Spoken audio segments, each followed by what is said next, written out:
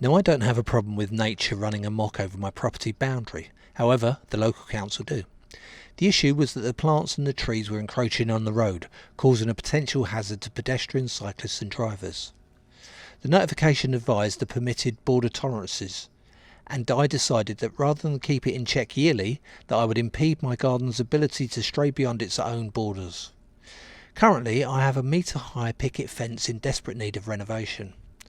My solution to keeping my garden in check is to keep the current picket fence, using it as a foundation to increase the height of the pickets from 1 metre to 1.8 metres.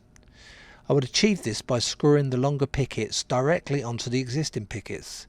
This would mean that while the lower part of the pickets was securely fastened, the upper part would be unsupported and would require a frame to be built to increase stability. Also, I wanted to stop the garden growth from peeking out onto the road between the pickets by introducing a fine polyurethane mesh attached to the rear of the pickets and spanning the height and length of the fence.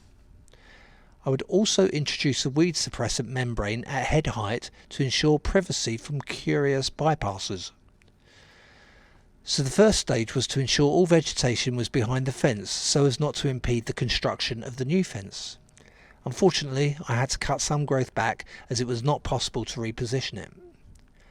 The next job was to ensure all current pickets were secure. After that, I set about building the frame for the upper part of the fence. I removed pickets from either end of the panel I was working on, as well as 2 pickets from the centre of the panel. I then replaced those pickets with the longer 1.8 metre pickets. Then on each half of the panel I screwed in 2 horizontal cross members fixed between the side and centre 1.8 metre upright pickets. As previously mentioned, I did this so that the mesh and longer pickets had a sturdy frame for support.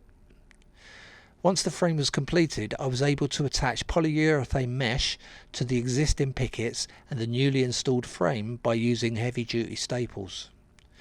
After the mesh had gone up, it was time to screw the rest of the 1.8 metre pickets onto the pickets and the frame. Once all that was completed, I nipped around the back and stapled the weed suppressant membrane for that crucial privacy screen.